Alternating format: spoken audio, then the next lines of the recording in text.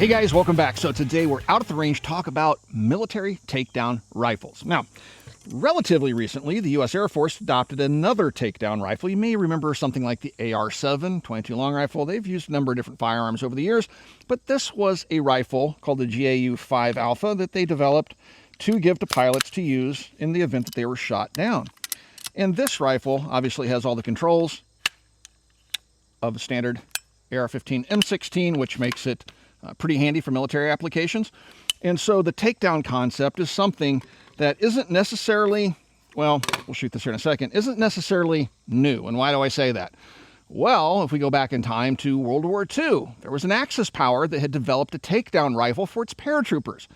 This Axis power was struggling with how to arm those paratroopers. They would previously make them jump out of an airplane with a handgun and 3 hand grenades, and their rifles, because of their size, were dropped separately. And then sometimes those troops would lose those weapons. They couldn't find them in time to use them.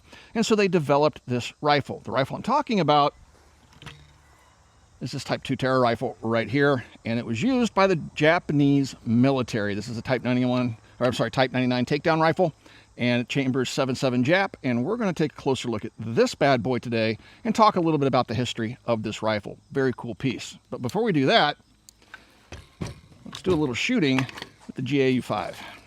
Oops, got to put the rounds in pointed downrange, not back at yourself.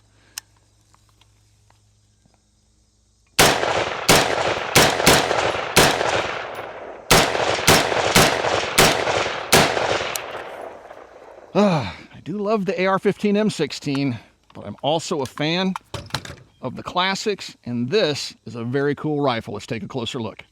A lot of folks ask me, how can I get involved in the firearms business in that particular community? And one of the best ways to do that is to become a gunsmith. Every gunsmith I know is just overbooked with work. It's a very good living. And so if you would like to become a gunsmith, you need to go to a gunsmithing school or become an apprentice for an existing gunsmith. But Modern Gun School is an accredited college that also works with veterans in the GI Bill, where you can go and get a degree from accredited college in gunsmithing and then go out and start your own gunsmithing business, which I think is a really great option. Again, throughout my entire life, gunsmiths have always been able to earn a really good living, assuming they have a really strong work ethic. So please check out Modern Gun School. I do have a link in the video description below. Before World War II kicked off in the Pacific, the Japanese Army did have paratroopers. And as I'd mentioned in the beginning of the video, they would make those paratroopers jump out of the airplane with a Type 94 pistol and 3 hand grenades. They would throw their Type 38 or Type 99 rifles out of the aircraft on its own parachute in a case. And then the soldiers, when they landed, would have to run around and try to find their rifles. And so that was a problem for obvious reasons. It's very easy to lose something like that when you're doing a drop into a combat zone, especially under less than ideal conditions.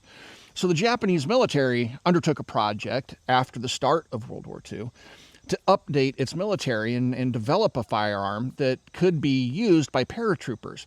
And that effort took them to modify a Type 38, a Type 99 like you see here, and a Type 100. The Type 99 and the Type 100 externally are very difficult to tell apart, but we'll talk about the differences between the takedown Type 100 and the takedown Type 99 that we have here today. So when the paratroopers would jump out of the aircraft, they would disassemble these rifles and either carry them on a chest bag or the 2 pieces in leg bags. And after they hit the silk, they're in the air, they're coming down to the landing zone, they would drop those bags by rope, so they'd hang below them, so they'd hit the ground first. The paratrooper would land later to minimize accidents and being hurt on landing. And to this day, you'll find paratroopers still carrying bags in similar ways.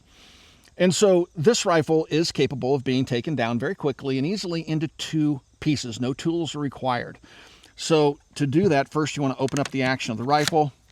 And what's cool about the Arisakas like this are that they're basically Mauser actions. And contrary to what people might tell you about the Japanese rifles like this from World War II, they're not of poor quality. They're of exceptional quality. The steel in these rifles is impeccable. And so they're not bad rifles, and you should not be scared to shoot them. Now, there are training rifles, and we've talked about this in past videos. There are training rifles that are capable of chambering a live cartridge that can and will blow up in your face if you try to fire them. And it's the training rifles that soldiers brought back, not knowing that they were not capable of safely firing live ammunition, that wound up giving these rifles their bad reputation. All right, so open up the action of the rifle, and then you'll notice over here on the right-hand side, there's this piece of heavy-duty gauge wire that's looped around a screw with a very coarse thread. And all I have to do is unscrew this screw, and there's a little wedge in there, and it only takes like 3 or 4 revolutions. It'll pull out, and you can see the wedge shape. And once you have that pulled all the way out, you can just lift up and take the barrel off the receiver. And now you have a very small rifle that would be easy to carry by a paratrooper. Now, again, they did this with the Type 38s, which would be the 6.5 Arisakas. They did it with the 99s and the 100s, which are 7.7 Japanese chamberings. And before I forget, I just want to mention that Steinel is a company that I use for a lot of my older cartridges, sometimes obsolete cartridges. And they're an outstanding company. The quality control is exceptional. The accuracy of their ammunition is very good. And I trust them not to blow up my classics. And so if you're looking for ammunition that's hard to find, Japanese ammo, 7.7 Japanese, 6.5 Japanese, Nambu cartridges for pistols, they sell it all. So I highly recommend Steinel. And here's an example of one of their cartridges. So anyway, this is the 7.7 Japanese cartridge. Looks very much like, I don't know, a 308 or something. And so it also keep a lot of the features that the other Type 99s would have, like you see this dust cover here. Many times these would be lost or perhaps even discarded. The dust cover, just when you close the action of the rifle, it seals the action from the ingress of debris. And as I've already mentioned, this is basically a Mauser action. So you just pull out on this lever, open up the bolt, and the bolt will slide right out of the firearm.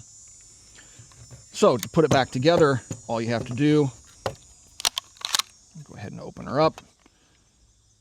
Put your barrel back into the action. I'm going to pull this screw and wedge out and let it drop down. It'll lock and it won't turn. It'll lock in the right position. Push this across and just tighten this thumb tight. You don't have to crank down on it just until it's snug. And now the weapon is ready for use. So very easy to do in the field, a very ingenious design. They would field this right around 1942.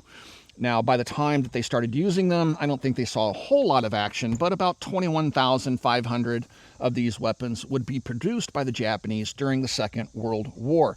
Now, if you contrast this thing next to the M16 that the Air Force just recently adopted, it's kind of cool to see the evolution. This is one of the things that fascinates me most about collecting firearms, especially military small arms, is watching the evolution and the evolution of ideas and concepts go from something that happened 80 years ago to what we're doing today. And again, the concept is pretty much the same. Toolless disassembly of the barrel to shorten the overall length. So in this case, with the GAU 5 Alpha, you can quickly and easily store it underneath the seat of an aircraft and put your gun together as you need it in an emergency situation. This one also has that folding grip. All right, so let's do a little bit of shooting with this Terra rifle, Type 2 Terra rifle, and have a little bit of fun with it. It's actually a very pleasant rifle to shoot. The bolt action on these is a little bit stiff. Now you will notice on this one that this is what's called a molested rifle. And so there's a mum that would normally appear on the forward part of the receiver. These rifles aren't all that common. I was unable to find one when I was shopping for one of these many years ago, to find one that was unmolested where the mum wasn't ground off. So this is the one I purchased. But the mum was the logo or the symbol of the emperor. And so after the end of the war, many times Japanese soldiers would purposely deface this mum. And I've also heard of US soldiers defacing the mum as well. So that is something that was done post-war. All right, so let's do a little bit of shooting with this bad boy with some of the 7.7 Jap and stretch its legs a little bit and just enjoy this beautiful rifle, because this, again, is just something I truly enjoy about firearms, are the classics like this Takedown Japanese rifle from World War II.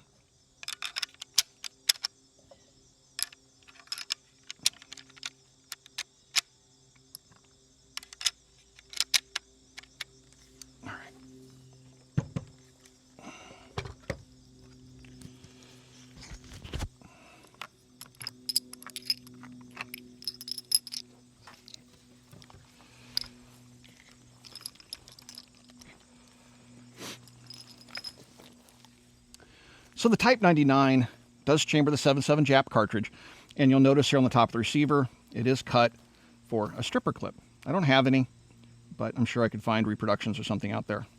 But other than that, you can just load them through the top, pull the bolt to the rear, and it has an internal magazine like most Mausers.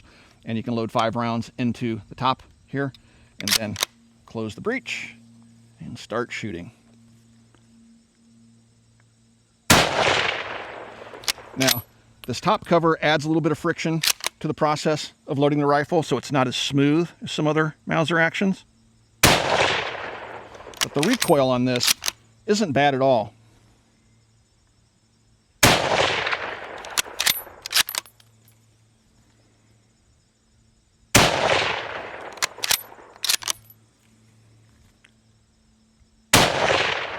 Now when the gun goes dry, when you pull the bolt to the rear, you try to push forward, it's not going to close. It's going to tell you the weapon is empty.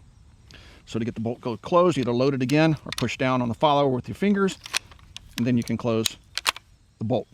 One other feature of this rifle is a safety of sorts. Let me show you. So if I load the rifle up, like I was talking about earlier, you just kind of push the rounds down into the internal magazine.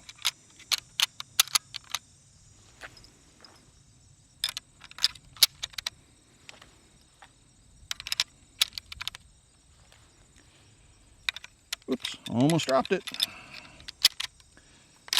Load the weapon. Now back here, you'll see that this is a bit of a mum pattern, but it's textured for a reason. This is the rear part of the striker assembly. I can push forward with my palm, and you'll see this cut right here. It's off the side. That's telling me the safety's off.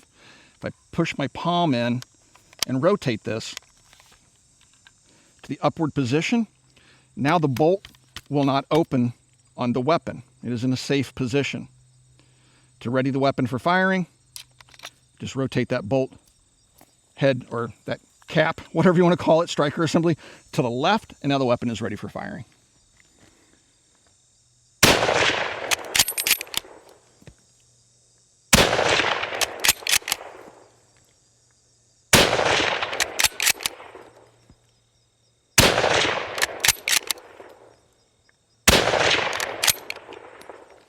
This particular rifle has its anti-aircraft sights still intact.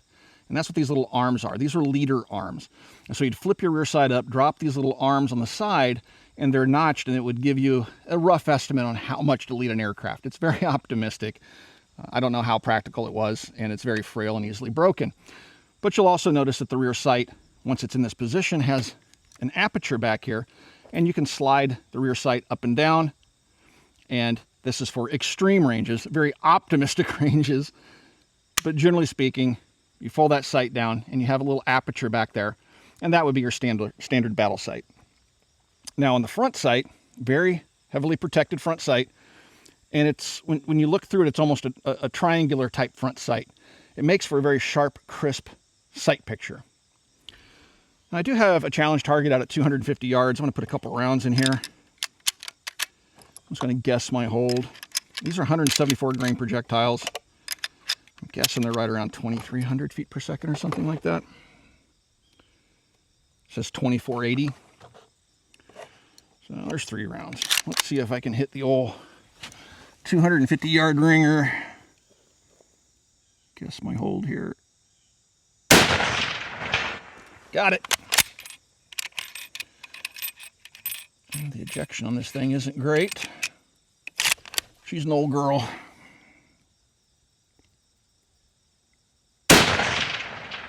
Oh, no love on that one.